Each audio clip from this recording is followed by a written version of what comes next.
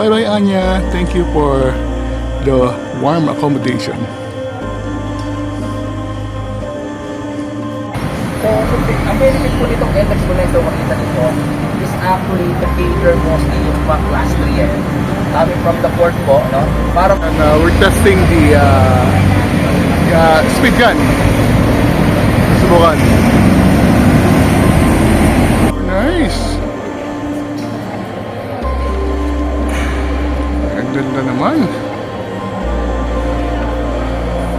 Lunch with a nice view of Mount Pinatubo.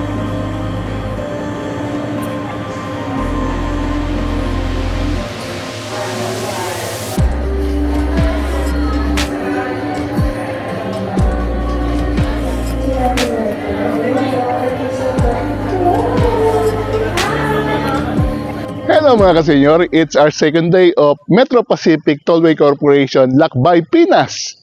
And we are still in Tagaytay, but later on we'll be going to Clark in Pampanga. Along the way, we'll be stopping by NLEX Corporation, check out their facilities, and see how the NLEX connector works. And we're also going to see the Drive Hub. After that, we'll be proceeding to Clark, wherein we're going to visit the airport. My first time to see the airport in Clark, and we're going to have a tour. After that, we'll be checking in at Quest Hotel, and then later on, we'll be visiting some of the attraction of Clark, like the Clark Museum and the 4D Simulation Theater. So I'm very excited to do already our second day. Excited na ako. So join me as we go on our second day of Lakbay, Pinas. Let's go!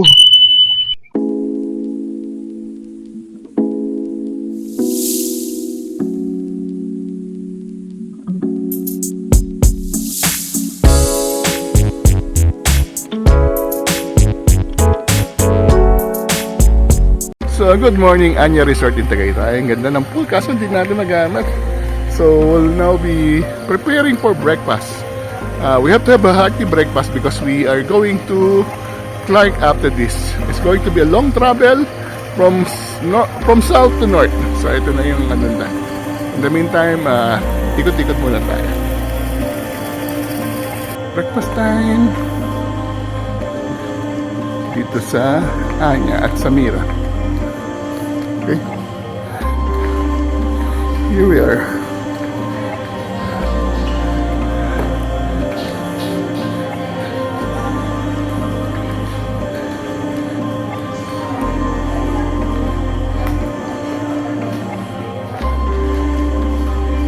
Alakad yata.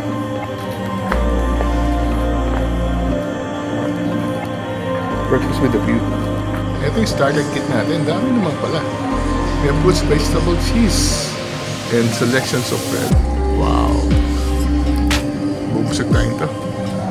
Kaya pa sinabing heavy breakfast. Sabing Anya's homemade beef tapa for breakfast. Sarap. Then we're having eggs royale with salmon. Yes! Smoked salmon. Sarap. Bye-bye, Anya. Thank you for the warm accommodation.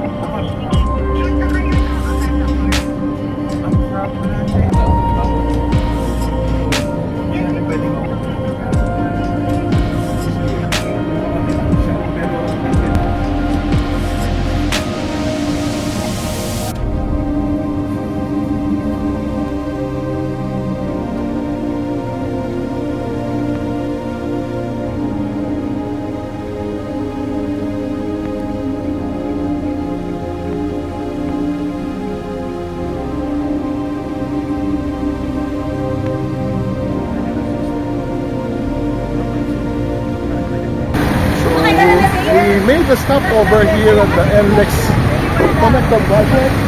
It's still under construction, but some part already operating. And we're going to have a briefing about the developments on NLEX Connector project. And we have to wear our best because for safety reasons.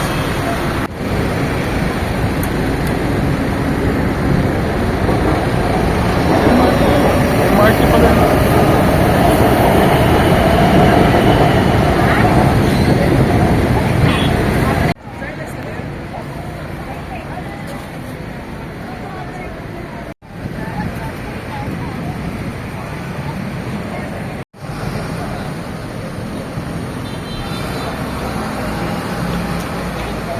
Ito ngayon si Sir Ryan.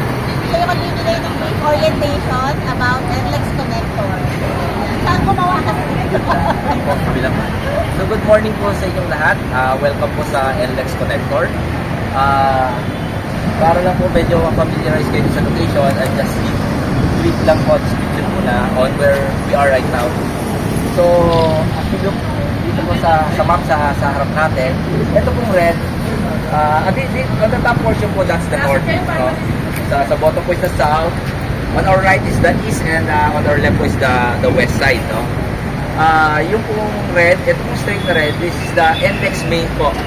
So, coming from Balitawak po, you will travel go north po, Bulacan, Pampanga, and go to Baguio po. Itong straight na red po ito.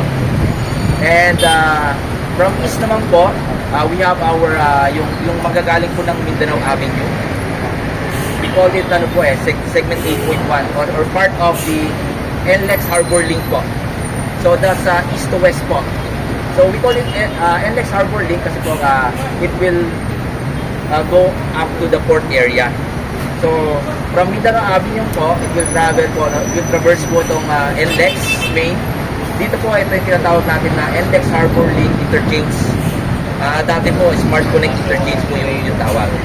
So dadaanan po yung segment 9 doon sa Valenzuela, then doon sa Malabon yung segment 10, going to Navotas, hanggang dito po sa may Arden, sa port area po.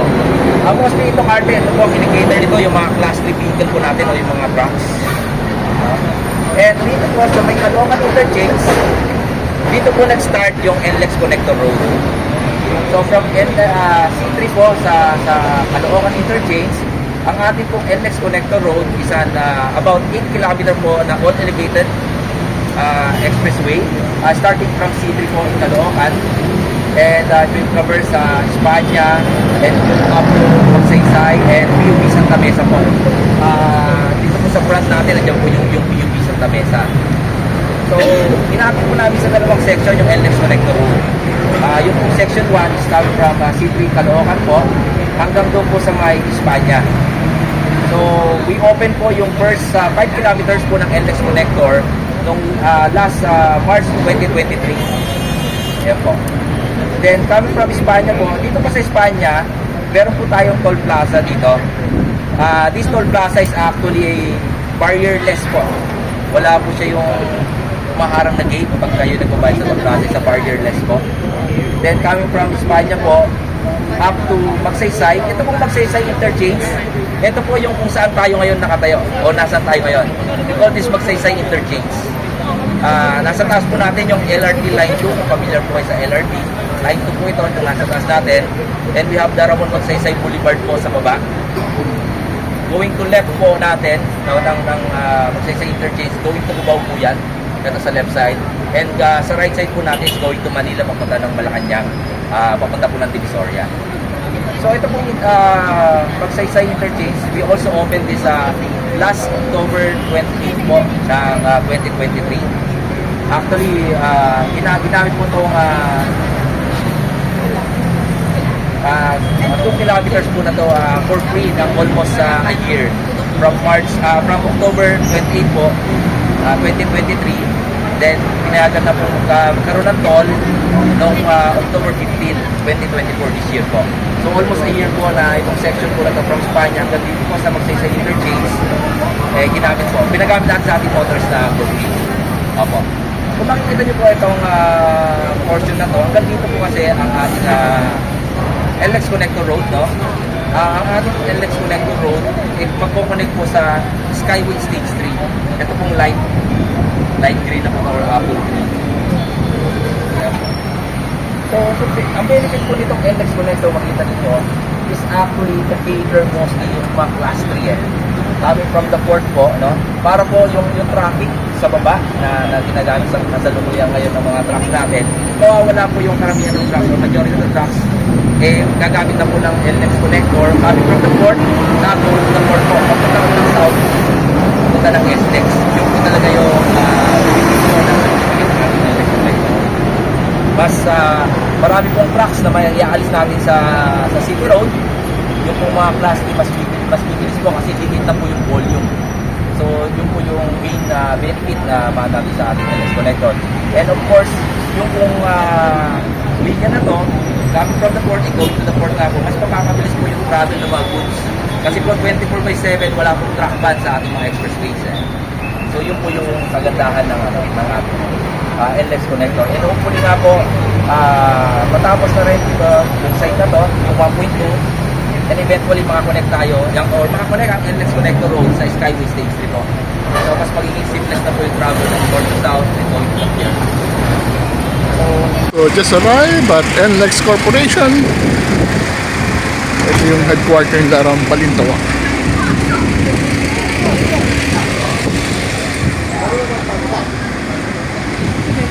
Good morning, everyone. So welcome to NLEX. So I would just like to meet, I'm sure some of you po na-meet na kanina, but I'd like you to meet our VP, our division head for Communication Stakeholder Management, Ms. Donna Marcelo. Round of applause, please. Wow. Along with Ms. Donna is our VP for MPT, for Drive Hub, Sir Gaines. When you went to MPT South, it was all very new and wide and all. You've come today to NLEX. We are the older brother, kuya. We are the kuya among the MPTC group. And I will share a bit more about MPTC in a bit. But on behalf of NLEX, I just wanted to welcome all of you to the NLEX Balintawak office. This is where it all started. 20 years ago, NLEX was the only concession of the MPTC group.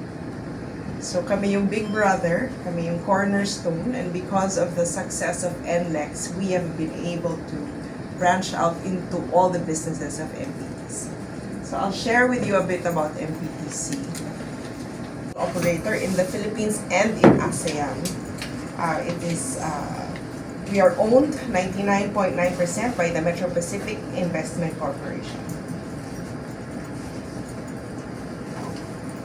This is our network in ASEAN. We operate in the Philippines, Vietnam, and Indonesia. A total of about 2 million vehicle entries every day.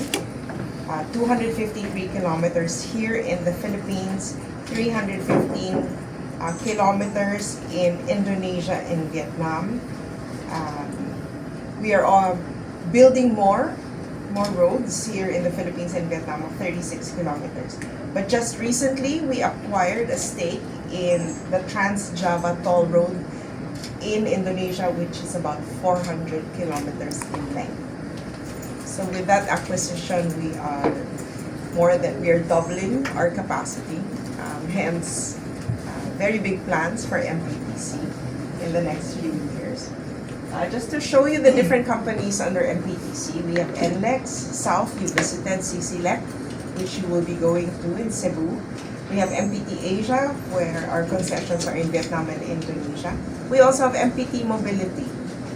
That's where Gaines is part of, and that is a company that runs Easy Trip Corporation, and we have some shared services under that group as well. And we have MPT Digital, which is our IT company, which services the MPTC. In terms of tollway companies, we have 6 operating concessions. NLEX has NLEX, SCTEC, the Subic North Tarlac Expressway, and we also have the NLEX Connector, which we visited this morning, Cavitex, which we saw yesterday, and Calax, and we have CCLEX in Cebu.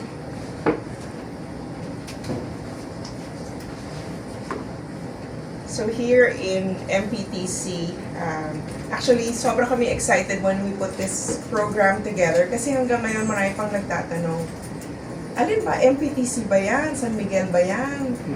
Di ba? Hanggang ngayon nakakalito, di ba? But we wanted to take this opportunity to show you that through MPTC, you can travel from north to south all the way to the Visayas seamlessly and conveniently. So we hope you can share all of this information with your readers and followers, so they can also experience this for themselves.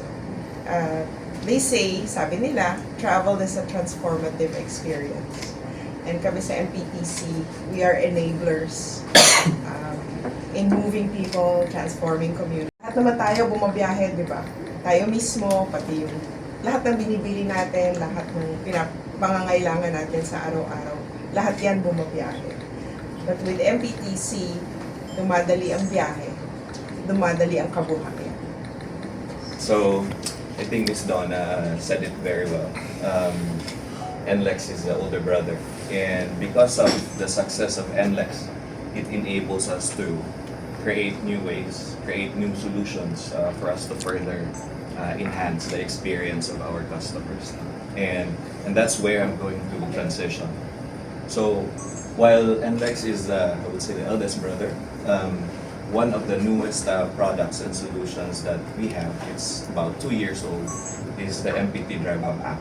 So we launched this just right about when we are in the tail end of the pandemic. The pandemic taught us a lot. It showed us that some transactions can actually be done via new ways, new channels, such as an application, which is becoming really more popular nowadays. So the MPT Drive Hub app is, consider it as the travel companion app. The main objective is really to improve and elevate and provide more convenience to our expressway users and motorists, and even more provide additional solutions even if they're already outside the expressways. So what's really in the app? So there's DriveHub is a very good partner of the RFID. Well, the RFID already provides you convenience because you don't have to pass through the cash lane and wait in line and wait for your change. All the more that you have convenience and the travel becomes more fast and easy for everyone because of the application. We have consolidated a lot of features in it so that managing your RFID account becomes easier. Previously, there are many channels and there are different ways to check your balance. You can check your balance via SMS. Some actually more familiar calling our hotline and check their balance or ask for their balance. In reloading, you can go to Maya, to GCash. Some are more comfortable going to the physical kiosks, babayad, and then have it reloaded. That's one. Some would also check our Facebook page for traffic advisories. So, ang daming kailangan gawin rin to manage your RFID and to also travel along the expressways. But we have consolidated features, put it in DriveHub so that if you wish to just use one channel, one application to do all these things, you have MPT DriveHub to do that for you. So first, in MPT DriveHub, you can check your RFID account balance. If you are registered to MPT DriveHub, it will allow you to link multiple RFID accounts. So, let's say in your family, 5 kayong gumagamit ng sasakyan, there are more than 3 cars, for example. You don't have to worry. You can link all those RFID accounts and you can easily monitor the RFID account balances. This is one of the newest features that we have. We understand that some of our motorists are really busy. They do a lot of things every day. They work. So if they turn on their notifications and allows us to provide notifications, we push this kind of notification to your application, to your phones. And once you complete a passage in any of our expressways, it will give you these details. So it will show you saan ka pumasok, saan ka nag-exit, magkano yung nabawas, and after completing that passage, magkano na lang yung balance ninyo. There's also a feature that allows you to be notified once it's already below your threshold sa balance. So if you set, let's say, my balance goes below 500, I get notified. So you can also turn that on in the application. There is also a toll fee calculator. So some of us, we travel to new destinations and we're not familiar how much do we need to prepare for. So through the toll fee calculator, you just enter the expressway or your entrance point and your exit point, and it will automatically show you how much is the toll fee for that specific passage. And it will allow you to prepare in advance the balance. And going back to the previous features, you just have to reload it. Most of our users, when we talk to them, before they start their week or before they start their day, they check their balance. And once they notice that it's below, they immediately access this feature, which is the reloading. And the good thing about having this in DriveHub, we have multiple payment sources or payment options available for everyone. So you can choose the mobile banking, where we have 5 banks in it: Union Bank, BDO, BPI, Metro Bank, and RCBC.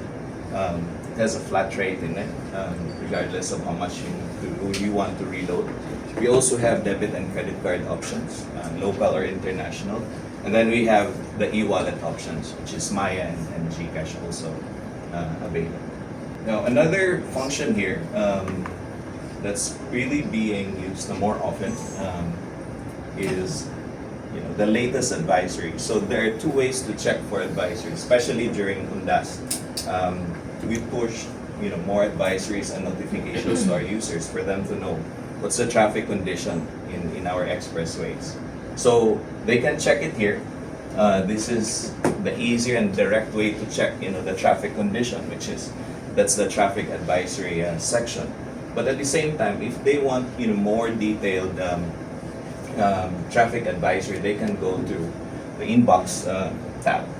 Once you go there, it will also give you access directly to the FB page of NLEX, for example, and you can see the live feed that Ms. Donna's team prepares for everyone there. So gumagana yung ating speed gun to monitor yung mga overspeeding vehicles, yung NLEX and SCTEX, even NLEX connector. So dito makikita natin yung actual speed nila.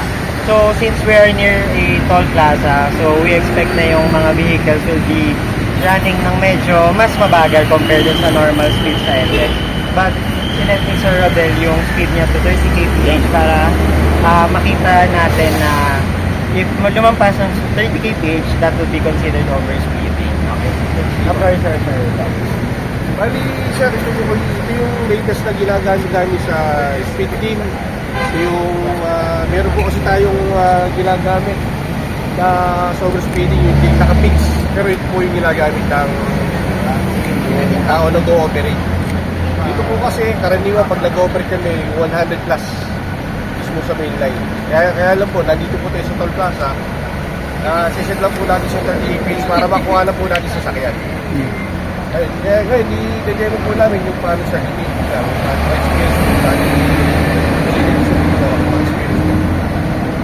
Makikita mo dito sa sasakyan, paano po siya binabaril, sa sasakyan siya tinatapat. Pero yun po sa plaka namin siya sa puso rin natin. Doon namin tinatapat para kuha po siya. Pati yung picture po sa rin. Pati speed daan po nakalagay. PPS lang, bibili lang po tayo ng kakapsyon natin na pag-TRT para pagka ako sinagpilong TRT, yung magkano dito.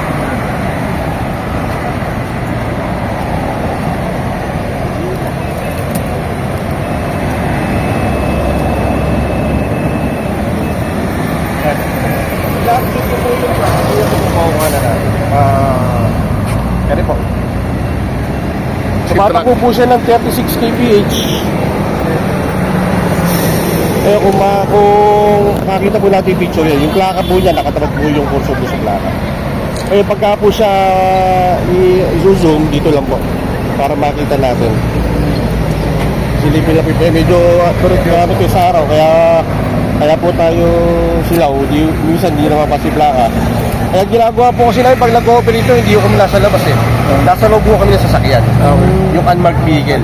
Unmarked vehicle po yun. Yung hindi kita. Yeah, pag nakuha na po ganyan, yung plaka, kinukuha namin.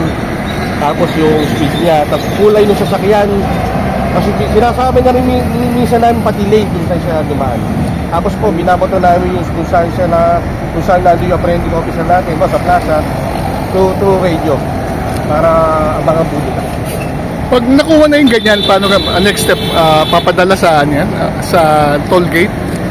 Para malaman may violation? Apo, pag sa True Radio po, abangan po nila yun. Ngayon, pagka po yung na-apprehend na, papaliwanag po ng apprehending officer na yung po sa akin yun, nakuha na nung... May ebidensya talaga. May ebidensya po. Ngayon, And, we're testing the speed gun. Subukan.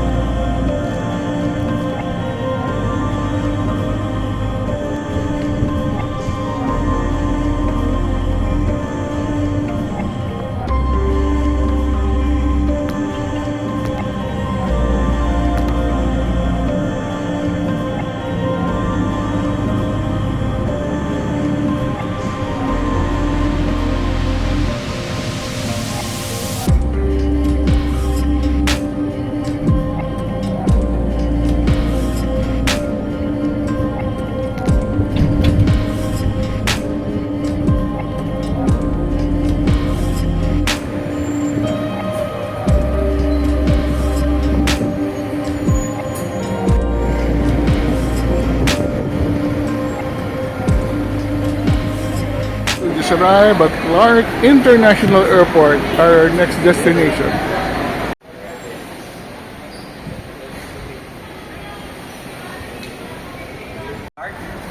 So medyo baluarte level sa ngayon dahil Kapampangan ako, taga dito ako. Oh, speak up Pampangan. Yeah, Kapampangan, maya pa agad pa na ako. So I'd like you to meet Miss Terry Flores, the Head of Corporate Communications of Clark International Airport. Hello. Good afternoon, everyone. Welcome to Clark International Airport. So, hindi po ako Kapampangan. Hindi ako makakapangaras magsalita ng Kapampangan. But, I hope you guys, kung yung mga first-timers dito, I hope you will enjoy your tour around the airport. And on Thursday, you will experience the actual departure process and arrival process in this airport. But for now, we will show you around.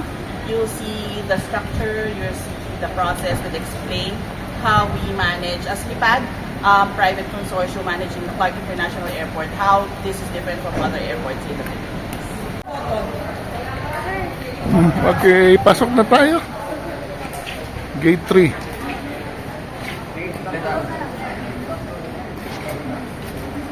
Okay.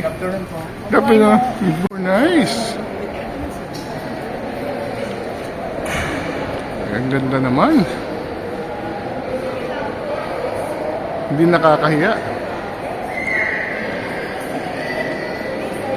Po tayo magtanong sa kanila kung nasa yung gate. Usually, counters open 3 hours before your flight. So, marami po tayong mga passengers dito na nanenervyos. So, maaga silang dumadating. We have ample seating around this area. We have a coffee shop there. And we have some restaurants in the mezzanine na pwedeng akyatan para kumain muna habang nag-aantay. Government desk, like kung saan nagbabayad ng travel tax. Wood from Austria, so it's made of white spruce tree, but engineered and glued together. That's why it's called wood.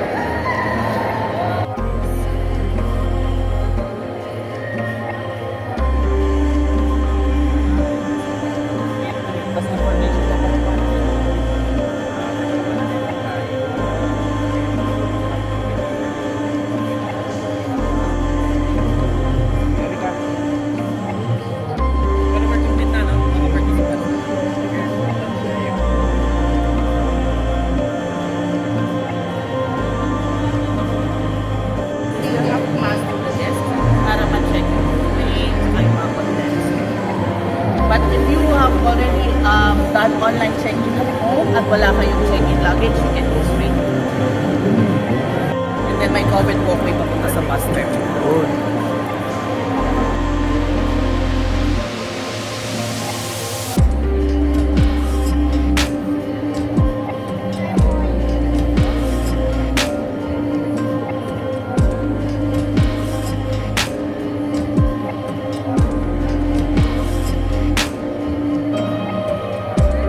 Departure International.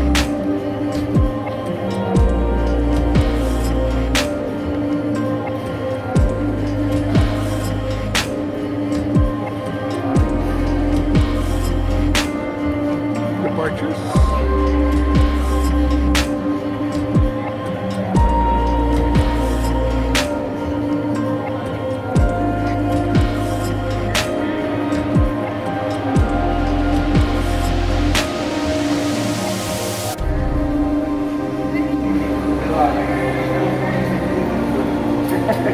Marami na palang flight, oh. Hong Kong, Bangkok, Dubai, Tokyo. May duty free shop.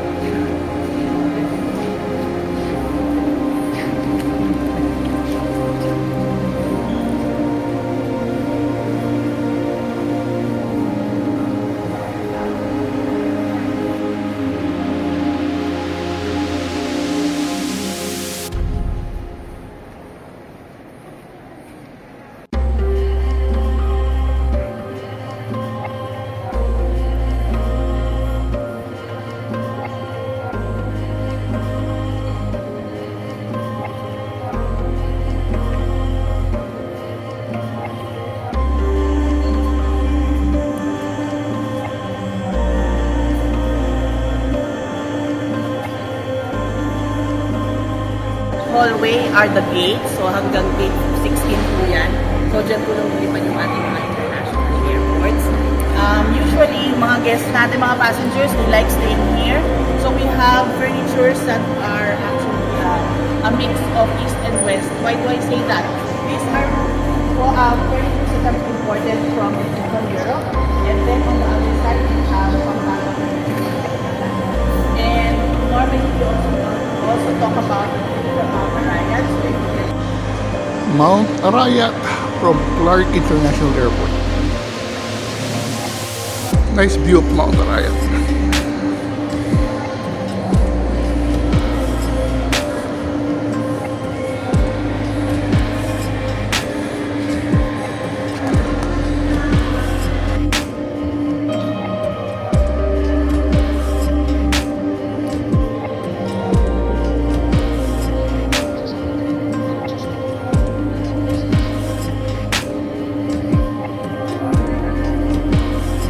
We're going inside the Plaza Premium Lounge.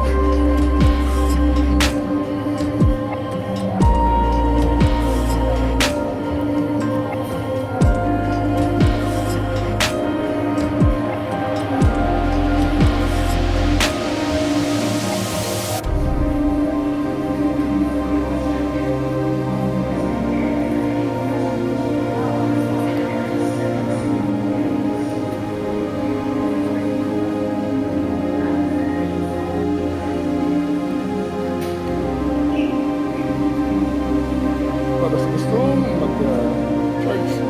Wow!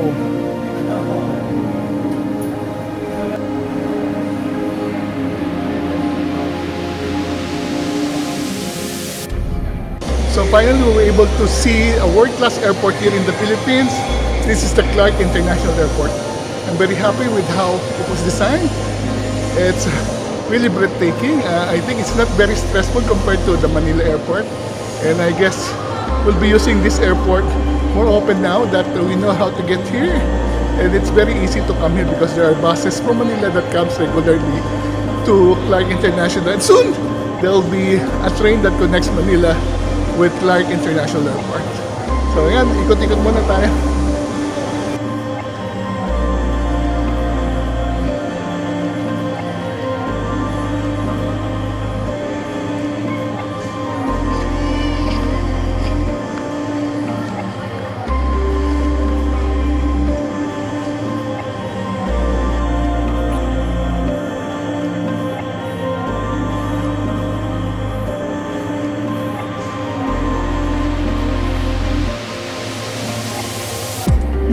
let's check the restroom facilities. Tingnan natin kung may bidet at kung may toilet paper. Okay. Tingnan natin. May bidet kaya at may toilet paper.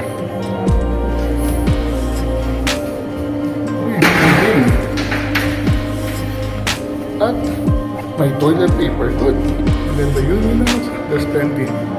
Hong Kong light. Yes.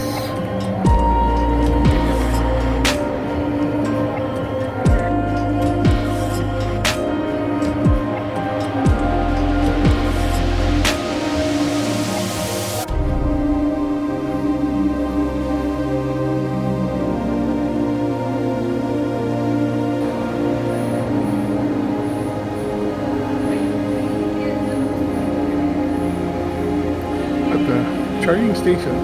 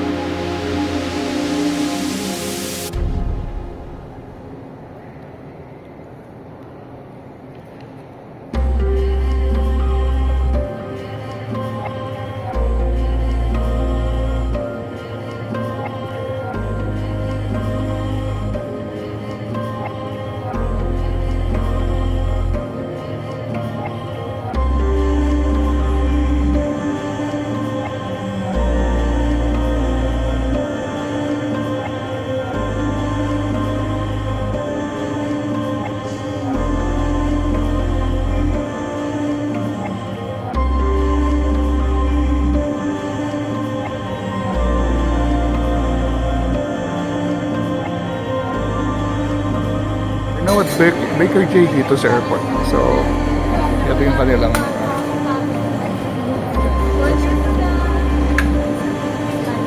Baker J.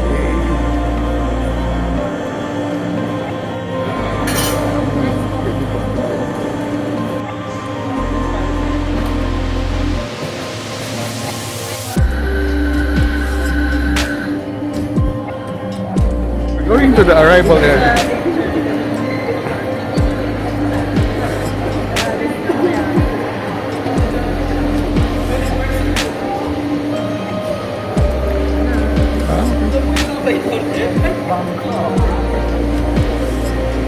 So as mentioned, all reporting names have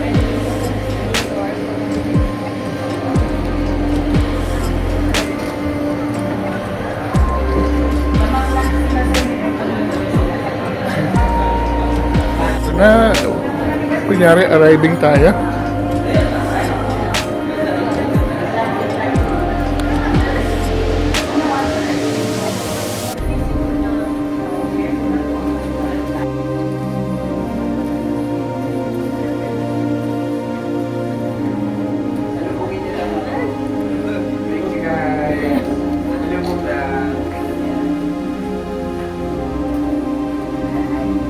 So we just arrived from Clark International Airport, and then this is the bridge, and from here we'll go to the arrival area. Ito naman yung duty free sa arrival area. Ang laki ah.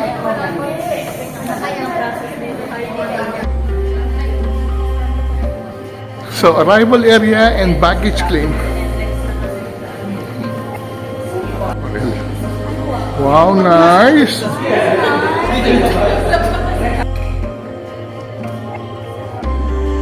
International. This is a very nice luggage claim. Ano, international lang ito? Hindi, may separate ang domestic or may... yes. Kita mo may glass partition. So Yung domestic.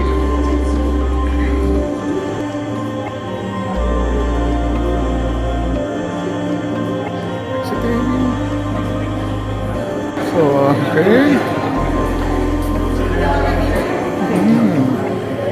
ATM. Uy, may Starbucks ah. May Starbucks.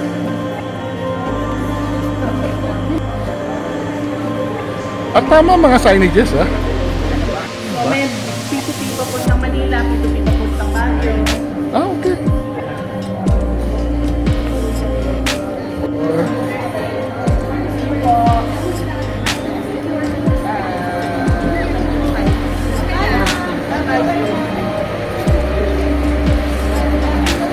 Ayun, may upuan talaga. So, yung mga waiting, ay may upuan. Doon sa dulo ang mga bus stations.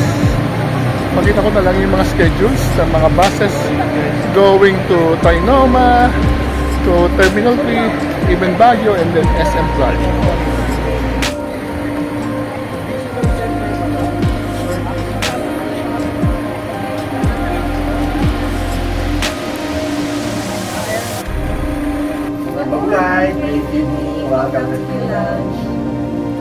Lunch with a nice view of Mount Pinatubo.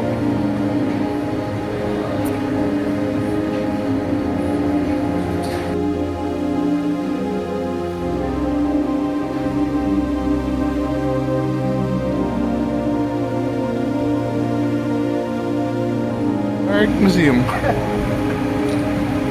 Ito muna tayo. Wow, 4D Theater. Kuya William!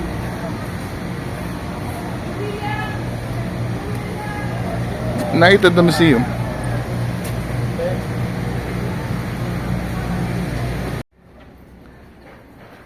Meron tayong 3D camera, 4D camera. Naka-camera tayo. Ay, meron tayong salamin. Yan.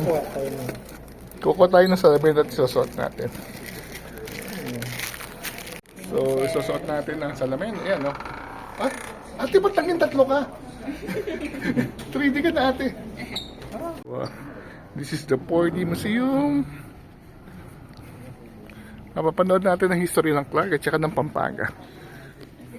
So, we're watching 4D ang history ng Clark.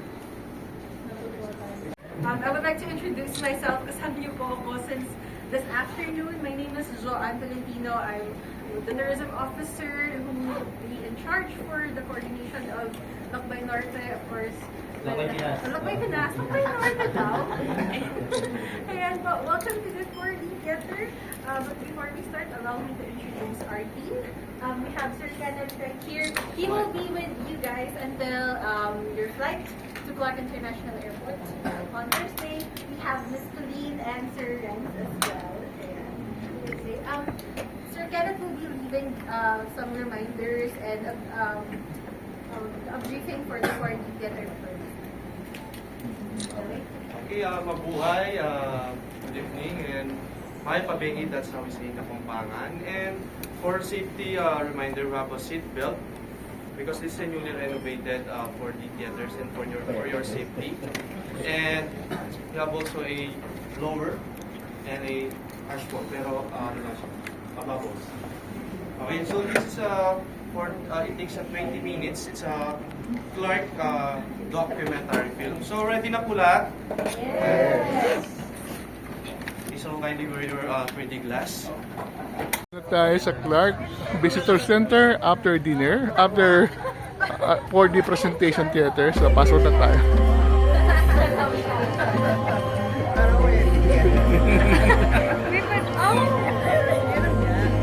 Go, go, go. Tan. Ay, thank you. Welcome to Clark.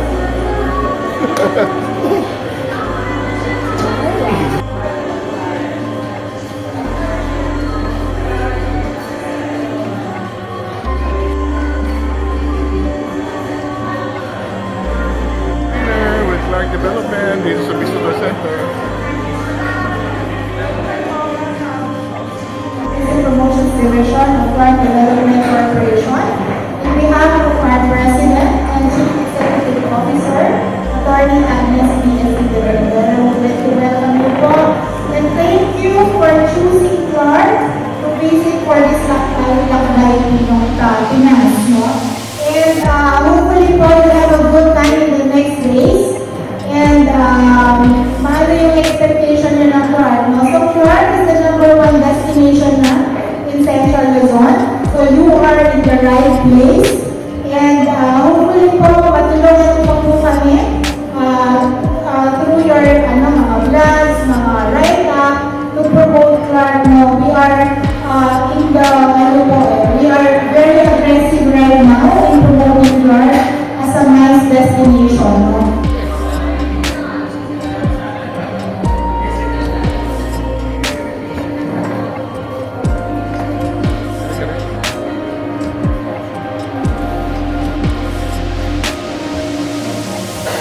So, ano to?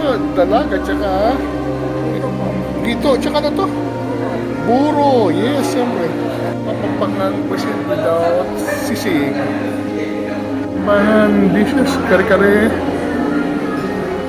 hipon, sisig, and pako salad. Hindi pa natin kaya yung buro. Oh, Clark, ang ganda ng gift. Historic Spanish Cannon dito sa Clark. Our final stop for the second day of MPTC Lakbay Pinas is the Midori Bar. Parang saya dito. Wow! Nightlife na.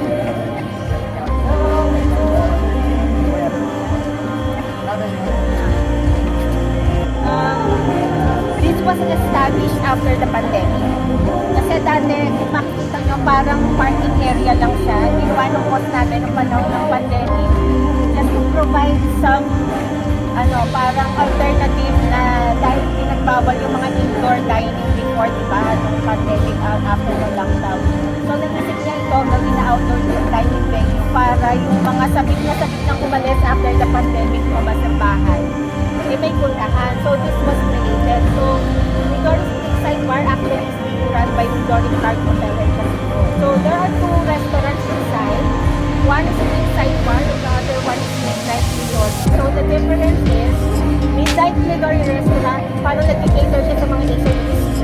Pero yung mga mahilig sa inuman talaga, pulutan, yung mga traditional na mga dishes na bar and grill, doon kinukuha sa inside. So, now, we're going to bring you doon sa Big Side Bar. I hope you enjoy your stay with us. So, inuman sa pulutan and whatever else. Meron din kami mga parang sports bar niya na pwede tayo mag-billiards, mag-beer, mag-darts. So, let's get it.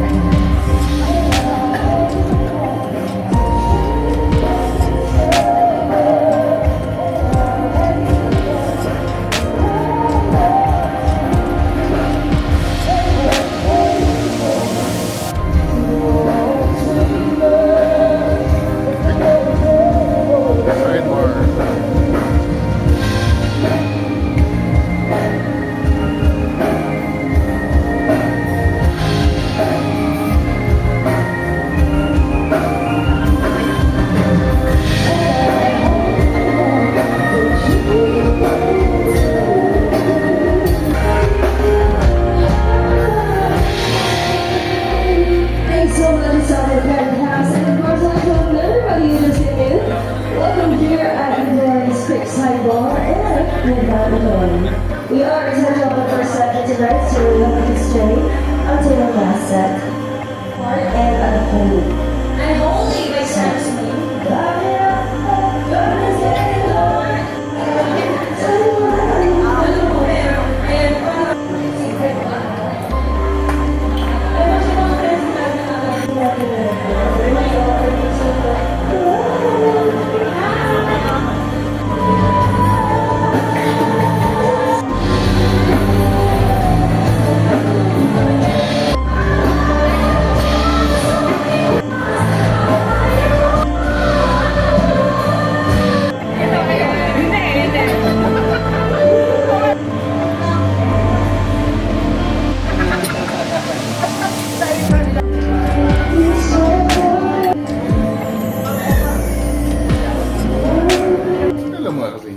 It has been a very long day, second day of our MPTC Lakbay Pinas.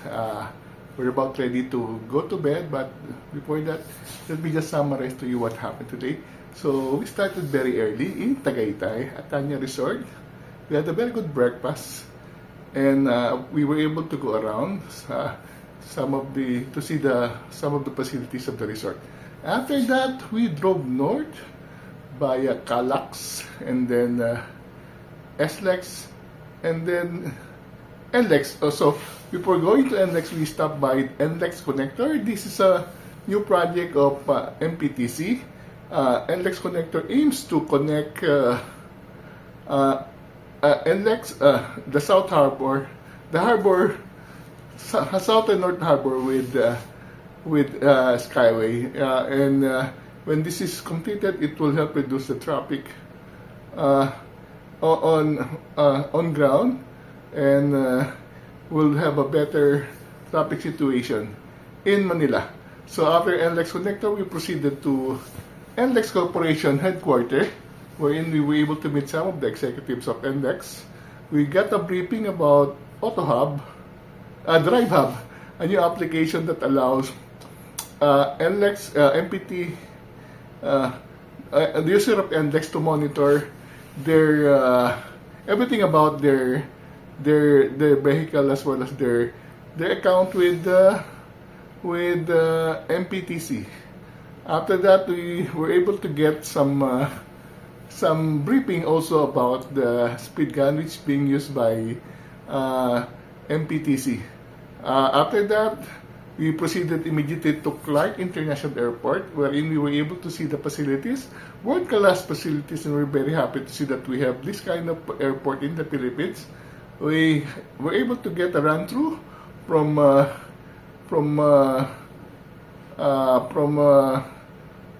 departure, arrival, and everything in between. We also got to have lunch at the lounge area of the airport, as well as have coffee at Baker J. After that, we proceeded to our hotel, which is Quest Hotel here in Subic, in Clark, to check in. And then we had dinner at the Visitor Center of Clark Development Corporation, and was able to see the 4D Museum. And then we got invited to have some after dinner at Midori. We had some fun watching band, and my companion had drinks. But above that, we have some very good pulutans which we were not able to finish. So it's very hectic and tiring, but we enjoyed thoroughly our second day of Lakbay Pilipinas with MPTC. So with that, I'd like to thank you very much for joining us in this second day adventure. Travel on your head until our next time. See you soon.